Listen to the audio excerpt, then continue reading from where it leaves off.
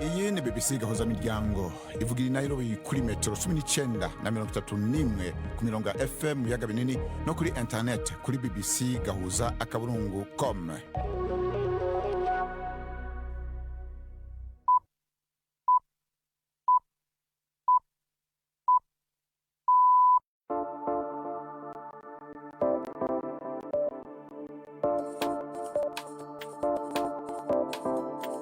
Ubu ni isaha imwe n'igice z'ijoro i Nairobi, ni isaha 12 n'igice z'umugoroba mu Burundi no mu Rwanda.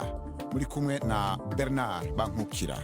Mwiri bakunzi ba BBC gahuza miryango, kaze mu biganiro vyacu kuri wa kabiri gana kuri 16 z'ukwa gatandatu 2026 mu ncamake y'amakuru tugiye kwashikiriza. Mu Rwanda, Victoire Ingabire asabwa gutangura kwiregura ngo kuko imvo atanga zidashobora gutuma urubanza rwiwe rwigiza nyuma. Mu gihe imyaka 50 kwiye habaye imigumuko ya Soweto yatumye hashingwa umunsi mpuzamakungu w'umwana w'umunyafrika, mu Rwanda hari ikibazo c'abana bagikoreshwa imirimo ivuna. Imvo ni nyinshi. Singiraho mba, singiraho nkorera, nagerageje kubajyana ku ishuri kubw'ubushobozi buke nabuze, bamwe bava mu ishuri bageze muri segonderi mu wa mbere. Naho muri Kongo Kinshasa inama nk'uko z'amateka imeje integuro y'itegeko rigena ingene hakogwa kamarampaka kwigurira shingiro. Tofite kandi n'ikinamico urunana makuru ahagarariwe na Latifa Mutesi.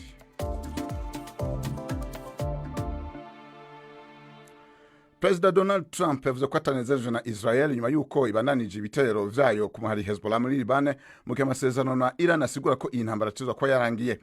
Mu nama ya G7 arimwo mu Fransa yabwiye abanyamakuru ko Liban imaze gutakaza abantu benshi, ko rero Israel itari kwiye gusenyura amazu y'uburaro buri gihe cyose ishatse guhiga umunywanyi wa Hezbollah. Amajambo ya President Trump kuri Israel namwe muyo amaze kuvuga ataryo umunwa gushika ubu. Ibi bikerekana urugero rwo kutumvikana gukomeye hagati yiwe n'ushikanganje wa mbere Israel Benjamin Netanyahu. Mu gihe uyu munsi himbazwa umunsi w'umwana w'umunyafrika, mu Rwanda hari abana bakigaragara mu mirimo idahuye n'urugero rwabo. Iyo ni nk'ubucuruzi bw'amabuye y'agaciro, kwikora imizigo iremereye cyane n'iyindi. Uretse kuba bakibarirwa mu rugero w'abana, abenshi baba baracikije amashure bakavuga ko ari ku mpamvu z'ubukene bw'imiryango. Inkuru ya Jean-Claude Mwambutsa. Turi mu karere ka Kamonyi ku zuba rikaze, itsinda ry'abana bagaragara ko bakiri bato bazengurutse ikirundo cy'amabuye barushanwa kuyasatagura bakoresheje inyundo. Aya akaba avangwa na sima mu bwubatsi. Ntibatumye tubegera kuko bagiye bahunga umwe ku wundi. Mu buryo bugoranye uyu mubyeyi yatwemereye ko umwe muri abo bana ari uwe, ngo ntiyamubuza kujya kwishakira amafaranga kandi adafite ubushobozi, dore ko ngo umugabo we yamutanye abana 4. Abana nagerageje kubajyana mu muryango, ariko abana umuryango ntiwabemereye, ntiwanabakiriye.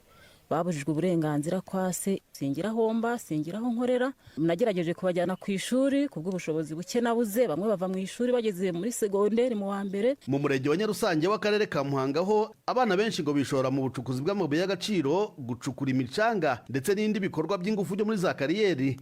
Ni akazi kabasaba imbaraga rimwe na rimwe badafite, kandi kabamo impanuka nyinshi zitaburamo n'impfu. Nyirangezeyo ni umubyeyi uvuga ko afite umwana w'imyaka 16 wanze kwiga akayoboka y'ubucukuzi. Kandi n'umwana wagiye mu mabuye bakubwira ati bimbaza ubusa, birakureba hiki. Nyine ubona ahita ahindura n'imico. Nta nyungu zirimo abo bana, tugize amahirwe bakabona nk'umwuga mbese. Naho Nkundimana Pierre nawe wo mu murenge wa Nyarusange yambwiye ko nawe afite abana bamunaniye bakajya gushaka amafaranga mu bucukuzi bw'amabuye. Avuga ko leta ishyira imbaraga mu kubashakisha ngo basubire ku ishuri, ndetse bamwe mu bo bakoresha imirimo ivunanye bagahanwa. Gusa ngo aha hari ababyeyi baharenganira. Leta ivuga ko twabigize mu ruhare, kandi ntako tuba tutagize. Iyo bwije ni babandi biba, hari igihe twibwa amahene, hari igihe twibwa ibitoki, hari igihe dukurirwa nk'amateke mu murima. Nk'abo ngabo nabo leta ishyizeho ingamba igashakisha uburyo bashaka mu masantere, nabo twagira umutekano. Bwabo burangare bw'ababyeyi cyangwa se ukwigomeka kw'abana ngo nta mpamvu n'imwe yasobanura ko umwana akoreshwa imirimo ivunanye. Evariste Murwanashyaka ni umukozi w'impuzamashyirahamwe y'uburenganzira bwa muntu Clado, akaba ari n'impuguke mu bijyanye n'uburenganzira bw'abana by'umwihariko. Mbere na mbere inzego z'ibanze z'aho hantu umwana ari gukora imirimo mibi zakaba arizo zifata iya mbere kugira ngo zivane wa mwana muri ya mirimo mibi, ndetse zinahane abantu bari gukoresha wa mwana. Ababyeyi bemera yuko umwana wabo ajya gukora imirimo mibi wenda ngo ari gushaka amaramoko yatuma abona agira uruhare mu gutunga urugo, nabo bakwiye kumenya yuko bakora ibyaha. Abarezi bakaye bazi ngo umwana utaje ku ishuri ari hehe. Ntabwo umwana akwiye gufata icyemezo cyo kuva mu rugo ngo ajye gushaka ibitunga urugo cyangwa ajye gushaka ibimutunga ubwe cyangwa ibimubesha ubwe. Abana nta ntabwo aribo bashinzwe gutunga ingo. Zimwe mu mpamvu zitungwa agatoki ni ubushyamirane bwo mu miryango, ubukene ndetse n'ubujiji bwa bamwe mu babyeyi bumva nta mpamvu yo gushyira igitutu ku mwana mu gihe adashaka kujya ku ishuri. leta y'ubuhinde yafashe ingingo yo kubuza ko imiti yo kunywa ivura inkorora isubira kugurishwa atarupapuro kwa muganga bwerekanywe. Iyo ngingo ije nyuma y'uruhererekane rw'ivyago abo bana banyoye imiti y'inkorora yakorewe mu Buhindi arimo uburozi bigatuma benshi muri bo bapfa. Inkuru Charles Haviland ushikizwa na Syria ke muhawe nayo. Kuva mu mwaka w'ibihumbi 2022 urwaruka n'abana barenga 140 baramaze kwicwa n'imiti y'inkorora yo kunywa yahinguriwe mu Buhindi yarimwo uburozi, haba mu Buhindi nyene no mu bindi bihugu birimwo Gambia aho hapfuye abantu baba 70 hamwe rero na Uzbekistan. Umwe mu banyamitahe bakomeye bo mu rwego rw'ubuhinga mu Buhindi yavuze ko izo mpfu zabaye mu bindi bihugu zambika iceyi igihugu cose. Abadandaza bamwe bamwe bahahamiye amaronko gusa bafata bimwe mu bikoreshwa mu guhingura iyo miti bakabisubiriza n'ibindi bizimbutse ariko biri mu burozi bakabihendesha abahingura iyi miti ku rugero rubayabaye batabizi. Iyo miti y'inkorora yaramaze igihe kitari gito itagenzurwa cane mu gihugu hagati aho mu Buhindi gusumba mu bisagara kuko yashobora kugurwa atarupapuro rwo kwa muganga rusabwe mu maduka asanzwe. Ariko ubu ivyo bigiye guhinduka. Leta y'Ubuhindi ivuga ko igiye gukomeza amategeko y'ubugenzuzi kugira ngo yirinde ko ayo marorerwa asubira kuba muri kazoza. Urakoze Syriac.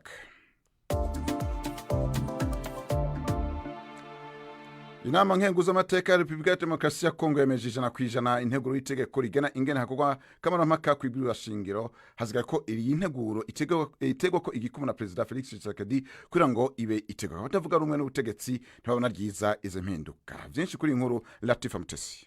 Abasenateri 89 bitabiriye itora bose bashyigikiye umushinga w'itegeko wari wamaze kwemezwa n'inteko ishinga amategeko umutwe w'abadepite ku itariki ya 9 uku kwezi kwa gatandatu. Nyuma y'icyo cyemezo hasigaye ko Perezida Felix Tshisekedi awushyiraho umukono kugira ngo bitegeko. Ni mu gihe amategeko amuha iminsi 15 yo kuwemeza, kusubiza ngo wongere usuzumwe cyangwa kuwamagana hakurikijwe inzira ziteganywa n'amategeko. Mu gihe nta cyemezo yafata muri icyo gihe uwo mushinga uzahita itegeko ritangira gukurikizwa. Icyakora abatavuga rumwe n'ubutegetsi bakomeje kunenga uwo mushinga bavuga ko ushobora kuba intambwe iganisha ku guhindura itegeko nshinga, ibintu bavuga ko bishobora gutuma Perezida Tshisekedi akomeza kuyobora igihugu nyuma ya manda ye ya kabiri iteganyijwe kurangira mu mwaka wa 2028. Mu kwezi gushize Perezida Tshisekedi yatangaje ko yiteguye gukomeza kuyobora igihugu nyuma ya 2028 mu gihe abaturage baba babyemeje binyuze muri kamarampaka. Umucamanza muri sentare nkuru yabwiye Victoire Ingabire ko atezwa gutangura kwiregura kuko imvo atanga zitotuma urubanza rwiwe kunguruzwa aho ni mu Rwanda. Gusa umucamanza yemereye Ingabire kubanza kuganira n'abagize umugwi bivuga ko abanywanyi biwe imbere yo gutangura kwiregura. Ni cemezo cyasetswe ko inyuma y'impari ndende umucamanza akagiriza umwe mu nyamategeko ba Ingabire kutubaha sentare. Jean-Claude Mwambutsa yari yahatwereye. Ingabire yemerewe kuvugana n'abagize itsinda baregwa mu rubanza rumwe. Iki ni icyemezo cy'umucamanza kandi kikaba na kimwe mu byo Ingabire yagaragazaga nk'inzitizi zituma asaba ko urubanza rusubikwa. Gusa izindi mpamvu nk'iyo kuba atavugana n'umuryango bihagije, uburenganzira bwo gusenga ndetse no kwivuza, umucamanza yavuze ko izi mpamvu zidakomeye. Izi ngo zirebana n'ibyemezo byafatwa n'abategetsi ba gereza kandi bikaba byakurwa mu nzira mu gihe urubanza rukomeza. Habaye impaka ndende ubwo abanyamategeko ba Ingabire bavugaga ko ibyo asaba atari ukugirirwa neza ahubwo ko ari ibiteganywa n'amategeko. Uruhande rw'ubushinjacyaha rwo rwavugaga ko ibisabwa na Ingabire bigamije gutinza urubanza kuko ntaho urukiko rutegetswe kwemerera abahuriye mu kirego kimwe kukiganiraho. Abanyamategeko ba Ingabire bakomeje kugaragaza ko batishimiye ibyemezo biri gufatwa kugeza ubwo umwe avuze ko urukiko ruri gutanga ijambo ku bushinjacyaha nyamara ntirutange igihe gihagije ku ruhande rwa Ingabire. Ibi byabaye nk'ibirakaza umucamanza ndetse avuga ko amwambuye ijambo. Ibyagaragajwe na Ingabire nk'inzitizi kuri we avuga ko bikomeye ndetse kudashyirwa mu bikorwa bikaba byatuma aburana atameze neza mu mitekerereze no mu ngufu z'umubiri. Biteganijwe ko ubushinjacyaha aribwo buzahabwa ijambo rya mbere bugasobanura ibyo burega Ingabire mbere yuko yiregura. Ingabire yinjijwe muri urubanza rwari rumaze imyaka igera kuri 5 ruregwamo abantu 9 bivuga ko ari abayoboke b'ishyaka Darfa Umurinzi ryashinzwe na Ingabire ariko ritaremerwa. Kimwe n'abagize iri tsinda, Ingabire nawe akurikiranyweho ibirimo kuba mu mugambi wo kugirira nabi ubutegetsi ndetse no kuba mu mutwe w'iterabwoba. Jean Claude Mwambutsa urakoze. Anne Marie kaze muri studio tubwire ayavugwa ku makuru ya BBC ahuza miryango. Urakoze cyane Bernard. Mu makuru batanzeho ibitekerezo harimo ivuga ko Trump yasabye Israel kwitwararika cyane ibijyanye na Liban. Uwitwa Eric Ruzindana yagize ati umugabo ntatinya ishyamba ahubwo atinya icyo barihuriyemo. Hanyuma ku nkuru y'urubanza rwa François Bozize wahoze ayobora Centrafrica akaba yatangiye kuburanishwa adahari, Lahavloy Alakaza yanditse ati ndanezerwa iyo wahoze ari mu kibanza nk'ico asozereye mu rukiko, nanjye njya inyabutongo niraramiye akaguru nashize mu ikoma. Hanyuma aho Minisitiri w'Ububanyi n'Amahanga wa Iran yavuze ko guhera ubu igitero cyose kuri Libani kizafatwa nko kurenga ku masezerano hagati ya Amerika ndetse na Iran. Charles Byiringira ati icyo nkundira Iran ntibeshya, ibyivuze irabikora.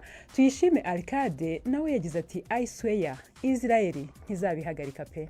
Bernard. Urakoze Anne Marie.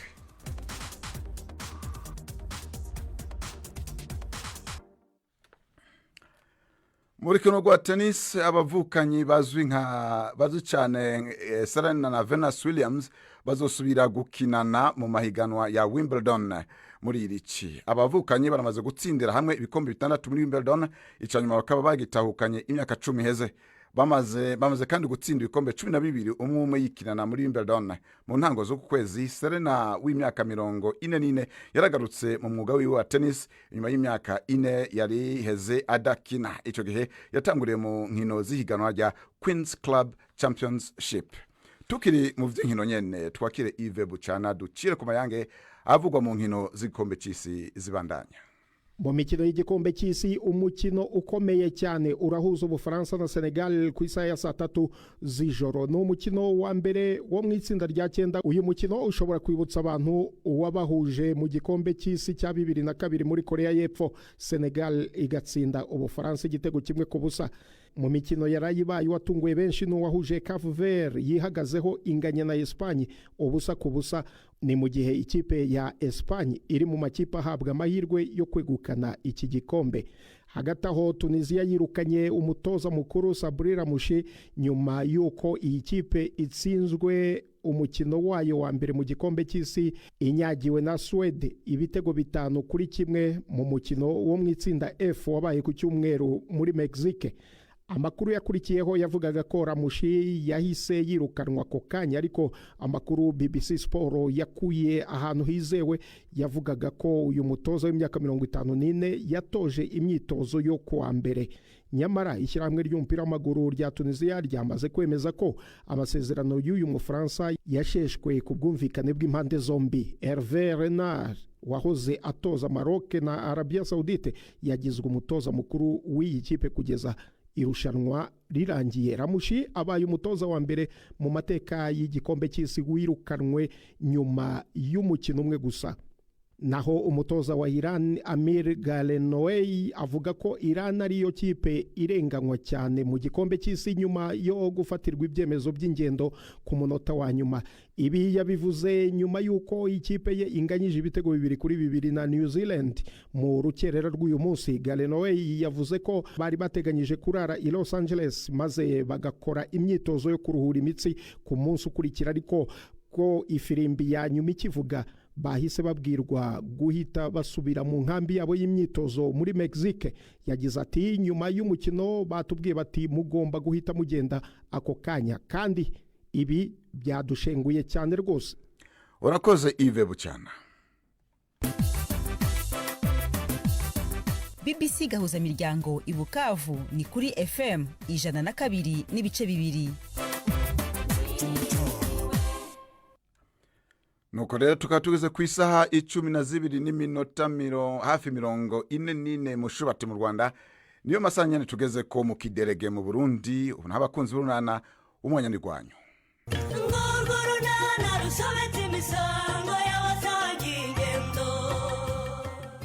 Stefano akomeje gushengurwa n'ubucuti bwa Pascal na Nyiramariza. Hagati aho kwa Karemera mu ngamba zo kwikura mu bukene. N'urunana. Kunyorosora si Kareme. Ndakorosora se kandi ndimo gukorosa ngo nibyukire wa mugore. Nese ugiye kandi uzi gahunda dufite uyu munsi. Iyihe gahunda se? nese baka kanya bibagiwe ko ugomba kujya kuzana amafaranga y'inguzanyo ku kagari. aha kandi mbyutse ngo nkarabe mbariho njya. Kareme nawe urakabije pe, use muri iki gitondo Sedo we yahageze we. Nshaka mutangiza hansanga, ni naho abona ko ikibazo cyanjye rwose kibabaje maze akinyemurire. Yo ibaza ariko nuyazana we. Umva ndahita mbanza nguremo ikiro cy'inyama tuzirya dushirame. Umva nta n'igicero ukuramo ntaramara kugura moto yanjye. Yego kumana yanjye. Ubuse ku buryo niyo baguhamesha agasaguka twabura kwira kanyama. Niba ampa menshi ndaguramo moto ebyiri de. Imwe nye nyitwara indi nyiho umumotari uzajya mverisa ku munsi. Natwe tugiye kwa bakire nko kwa Bushombe na Kankwanzi we. Tujya mu nama umetse ubundi ngende mpepera abantu bose bagiye bavuga ngo ntacyo tuzimarira Kareme. Ndimo ndashushanya umunsi nzaba nitwaye kuri moto mfite n'umuntu umpa amafaranga ya buri munsi we, nkumva nzaba ndi nka minisitiri ndakurahiye. Ese ubundi Kareme ko bavuga ngo nta muntu utwara moto adafite perimi, ubwo wowe uzabigenza ute? Ibyo se ni ikibazo. Numvise ko moto itagorana n'ukwezi kumwe rwose umuntu aba yayimenya. Nese ugize amahirwe uyu munsi bakarara bayaguhaye, ejo ntitwahita tuyigura we. Nabyo ntacyo bitwaye da, niba yampa ejo nzagenda nguremo moto izi ebyiri zose. Njye abamotari bazitware noneho nanjye mbe niga gutwara nshaka na pe. Umva njye ndumva nashyushye pe. Ahubwo reka mbyuke rwose nkarabe tujyane. Tujyane hese kandi? Tujyane ku kagari nyine ngufashe kwaka inguzanyo. Erega buriya umuntu ari gukora ikintu ari umwe biratinda rwose Kareme, ariko iyo mufatanyije muri babiri birihuta. Oyo nori byihorere ntabwo ari ngombwa. Wowe guma hanga ukomeze wite kubyo mu rugo, sibyo? Biriya nanjye ndabyikurikiranira. Kareme kwanga ko nguherekeza ngo tujyane gusaba inguzanyo urikeka iki? Aha nahise Pasika yanje kukureba Nyiramari. Wamenye utese ko naje hano mu mirimo ya koperative? Naringiye mu rugo sinzi ukuntu nteye amaso hano nuko mbona ndakubonye da. Ari amahoro se ariko? Ubu merewe nabi rwose Kanyabungo, noneho ibintu byanjye bitaye hanze. Baba we, uriya mugabo nawe ariko ni umunyamahane. Nta no kukureka byibuze ngo abanza kwihanangirize. Yewe nuko umuntu yirebaho n'undi akirebaho ntabwo atagize ngo anyihanganire. Yakomeje kuntera ubwoba ngo azanyirukana ariko nyine ntabikore. Uyu munsi rero abonye amezi 2 yuzuye ntamwishyura, afata umwanzuro araza aransohora pe. Yewe niba amezi 2 yarashize utaramwishyura ntako atari yaragize ngo kwihanganire da. Byose satare Stefano nyakwizihirirwa no kwinyarira mu isoko. Ubu yatansambanyiriza umugore simba nibereye kwa Rangwida nkaryama nta wumbaza ubukode. Ariko ubundi Pasika ndakumva Stefano wazamureze. Buri hasi kirego cyanjye kizagira ishingiro cyangwa abaturage bazangira nayubu. Ikirego cyawe kirumvikana kuko n'ibimenyetso birahari. Ubu uzagitange mu nteko rusange abaturage bose bahari urebe ko batamugufasha. Niba ari uko bimeze rero nzamurega mu nteko y'ubutaha rwose. Uko bimeze? Jewe najyaga mbitekereza ariko nkavuga nti wasanga ntaba ngiye kuburana amafuti. Ntabwo ari amafuti yewe. Ariko uzi kujya mu rugo rw'umugabo mugenzi wawe ukajya kumutwarira umugore? Ibyo se ninde wabishyigikira? Gusa nyine nashakaga ko bungurije udufaranga kugira ngo nikize uwo mugabo unsohora mu nzu ye. Noneho ibindi nzabikurikirane nitonze. Nta kibazo ndayaguha upfa kuba uzanyishyura gusa. Urumva se koko wangirira neza nkazakwambura koko Nyiramari? Nushaka umpe nka 15 rwose wenda aramumfasha. Ubwo simbifatiye? Ubwo ramwaza kwihugika mu mirimo ya koperative muzi ko ntawe wabona. Yego komana. Stefano iki? Singufashe? Udufashe twibase cyangwa udufashe turoka? Mufashe muvurikana amafaranga. Pascal, utibeshya ngo ubikaye amafaranga. Ntayabika se niwe uyampaye. N'umugore wanjye yaguhaye di. Hita musubiza ubwo none hanga handi. Ntayo musubije sha, ntayo musubije maze ndebe icyo ngira. Urumva? Wowe iki? Ariko mana yanjye. Sana amafaranga se wanyana yimbwa. Mana wamushanze urankubita hejuru y'amafaranga atarayawe. Reka najye nkwasa urwo rutwe. Siga Pasika. Ndugabanye Pasika rwose mbabarira. Utamukubita urwo ruwe ukamwica wakajya. Reka Pasika mbabarira. Urayazanye se Kareme? Nsanze ngo bishinzwe yagiye mu nama mu karere da, ubwo rero no kuzasubirayo. nayo ngize ngo barayakwimye Kareme ubwo ari ugusanga nyine adahari nta kibazo ubutaha buzahamusanga. ariko amaze kubona ko Imana ibaho koko. None se ntabyo wari uzi? Oya, mbere y'uko ku cyuma cya koperative banyirukana ntabyo narinzi. None se reka nkubaze, ubu iyo batanyirukana nari kuzagira igitekerezo cyo kwisezerera koko ngo ndeke kariya akazi kawo? Nese kuba barakwirukanye tukaba dukennye bigeze aha biragushimishije? Ubu turakennye ariko ejo bundi turaba turi mu rwego rumwe na Shyaka na Filipo. Turaba tubarinzeho ahubwo Kareme. None se nubwo ari abakire murabona indi ufite moto ebyiri nk'izo tugiye kugura we? Nuko utamenya kwitwara gusa, ubundi nari kuzaguha imwe nanjye nkafata indi. Noneho tukajya tujya gusenga uri imbere na Karemera ari inyuma tugenda tuvuza n'amahoni ngo bi bi bi bi bi bi bi bi Kareme ikiraho ariko reba banyereka ikikunda se ko ntacyo mbona. Wowe nturebye ukuntu nyine uvugije amahoni ngo bi bi bi bi bi umwana agahita yishima ubundi akabyina mu nda we. Ntabwo mbibonye we birancitse. Reka nongere nkaririmbire kongere kwishime gasimbuke we. Bi bi bi bi bi bi Karemera kiraho amahoni yawe ubanza yayahaze rwose ndabona atongeye kwishima ngo yitere hejuru. Noneho reka muririmbire akanuma mbona abana bagakunda. Baragakunda cyane. Karavuga ngo akanuma karitse ku nkombe z'ikiyaga gatera amagi 5 mu cyari. Ako kari muri kuririmba nabi ngaho rimba basi ngo bayi ngo na gugu bayi ngo na gugu. Ariko si uno nunda kugira gute Kareme? Bayi ngo na gugu. Ese mwafashwe n'ibiki Kareme? Urabona se nasaze mama. Byoroshye se? Nibatagufata ahubwo mukanya uratangira gutoragura amashashi. None se ntabwo uzi ko umwana uri mu nda bamuririmbira koko mama? Ngo byumve se nawe asimbuke nk'uko nsanze usimbuka nk'akanyugunyugura. Kuririmbira umwana uri mu nda bimufasha gukanguka mu bwenge hakiri kare nyogoko. Narabivuze ko nakataraza muzakazana mw'abana mwe. Nimumfasha aya magi y'umwana mbazaniye nigendera ibyo simbirimo. Urakoze cyane mama. Urakaze rwose kuduha amagi yo kudufasha kunoza imirire y'umwana wacu. Naho ibingibi ndimo gukora yo kuririmbira inda ni byiza cyane rwose ku bwonko bw'umwana ukiri mu nda. Ariko suretse mwe mwataye umutwe, hari ahandi mwabonye umugore agarama umugabo akajya kunda ngo araririmba ngo umwana utaranavuka koko mwabana mwe. Agi, uranywa amazi gusa nta n'agasoda we? Nta kibazo amazi niyo nshaka Kiri. Ko nta murari ufite koko bimeze bite? Murari yo ntayo pe, nawe nkubeshye. Cyangwa ufite akazi kenshi kagutesha umutwe muri iyi minsi? Ese ubu navuga ko ari akazi koko? Akazi kanjye kararengana pe. Mbwira niteguye kukumva. Nyamara buriya na psychology narayize. Cyangwa urarwaye we? Ntabwo ndwaye Kiri, ndi muzima pe. Ikibazo mfite ntigikomeye cyane, ndakomeza guhangana nacyo kandi rwose kizakemuka ndabizi. Kuki wiharira ikibazo kandi mpari Agi? Nibiba ngombwa ko mvuga nta wundi nzabwira ni wowe Kiri. Okay, ndahari ku bwawe mukobwa mwiza. Igihe icyo ari cyo cyose uzumva ari ngombwa kumbwira nzakwitaba nishimye. Mbaye mbashimiye. Agi. Karame. Amakuru ya mama? Mama wanjye se? Yego. Yewe mama arahameze neza. Simperuka pe, kandi rero ndumva nshaka kuza iwanyu kumusura. Ariko Kiri, sinari nakubwiye ngo uzaba utegereje uretse gusura mama. Agi, ndabizi mama naramubabaje, niyo mpamvu nshaka kuza kumusura kugira ngo musabe imbabazi. Agi. Karame. Icyari kigoranye cyane ni ukwiyunga nawe. Ntushobora kumva ukuntu nawe nabanje kugutinya. Genda se nyine. Ni ukuri. None rero niba njye nawe twarabashije kwiyunga tukaba turi kumwe, mfasha ungeze ku mukecuru wawe musaba imbabazi. Njye ariko ndumva atari ngombwa ko wakwihutira gusura mama Kiri. Kuri njye ni ngombwa cyane. Ahubwo rero ningutahana unyemerere ninjire mu rugo musuhuze. Ngo iki?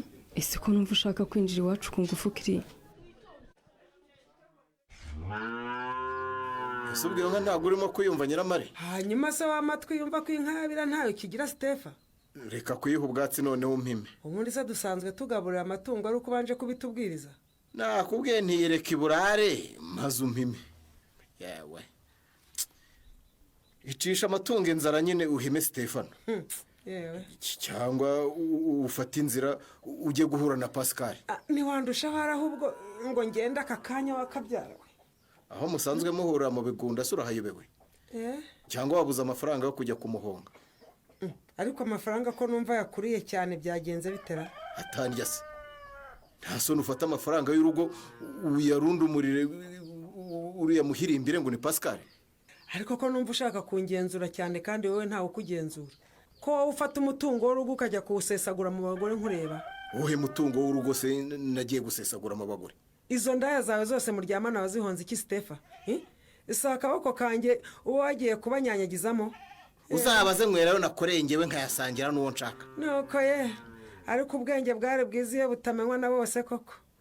mbese ubwo amafaranga nakoreye aba ari ay'urugo naho ayo wowe wakoreye akaba yawe n'indaya zawe. reka nkwihorere ubwo urashaka kuntuka. icyo nkubwiye ni kimwe, ugomba guhagarika agakungu kawe na Pascal kuko kamaze kungera ahantu rwose. banza ujya kwitaba indaya zawe ziri kuguhamagara. ariko ubanza barakuroze. ubu se uyu Rangwida umpamagaye nawe ni indaya yangera? yego Rangwe ndakumva ye. ntabwo ari Rangwida ni mukobwa Jana. buretse gato hano ntabwo ndimo kumva neza. reka nsohoke mfate neza rezo. ngaho mbwira ndakumva.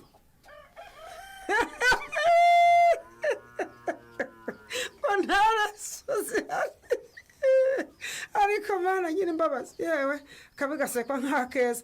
simbuka di nyaruka mukiyowe ngo aragukumbuye mujye kugira ibyo mugira. Stefa kutavuga ubwo uzi ko abana bandembanye nabuze uko mbageza kwa muganga. nyogokuru wawe ngo utumye hakubwiye ngo ikiro pe ngo yasinziriye. arakubwiye ngo yasinziriye? erega kibona uzanye n'iriya modoka ya Chris yahise yirukira mu cyumba cye mama. ubusanzwe undi muri salo njye kumwirebera. ariko se mama ubwo koko kucyubeshya ku buryo ubeshya umwana ngo urasinziriye koko? ndakuyamye mukuru. Chris yaranyuze hano ngo agusuhuze. ansuhuza mwikisi bakubwiye ko nabuze abansuhuza? utekereza ko ubu ngubu kuva mu gitondo kugeza iyi saha nabuze abansuhuza barenga nibura 50? ndabizi rwose ntiwababuze bagusuhuza, ariko n'undi nicyo cyari kimucishije hano pe. njye simbishaka rero. ariko se mama, ariko nyoko bikinye nakubwiye ngo iki? sinakubwiye ko uriya muhungu ntashaka kumubona mu maso yanjye? ariko se vuga buhoro mama. vuga buhoro iki? vuga buhoro iki? ko hano ari iwanjye urambwira ngo mvuge buhoro kubera iki? uriya muhungu yarambabaje nye. ubu ngubu wibagije aducaho mu mvura n'iriya modoka ye ayitwaye masori namaze akatwishongoraho. byarabaye yego, ariko rero ntukabike ndavuze ngo genda umusore mu ruganiro rwanjye kuko simpamushaka habe na rimwe. mama wambyaye wambabariye kuko ntunkoze isoni. niba udashaka ko nkukoze isoni rero genda umubwira mvire mu nzu. mama ni ukuri sinabitinyuka rwose kandi ndagusabye vuga buhoro. umva hejuru mbabarira atakumva mama. ubu mfukame kuko kugira ngo wumve ko nkwinginze. mba hejuru niryamire niko navuze. ndagusabye w'inkozi isoni imbere ya Chris mama. ariko uriya muhungu yawe arakuruze nye. ubu ngubu urapfukamye rega uratakambye ngo njye kumusuhuza n'ibyo yagukoreye koko. ngo wanyese mu ihurizo arakora iki ngo aryikuremo? ntuzacwe n'ikiganiro runana cy'ubutaha. ikinamico runana mwitegurirwa n'umuryango urunana development communication, mukayikurikira kuri radiyo BBC kuwa 2 no kuwa 4 saa 12:45 z'umugoroba. ikinamico runana kandi mwayikurikira kuri YouTube.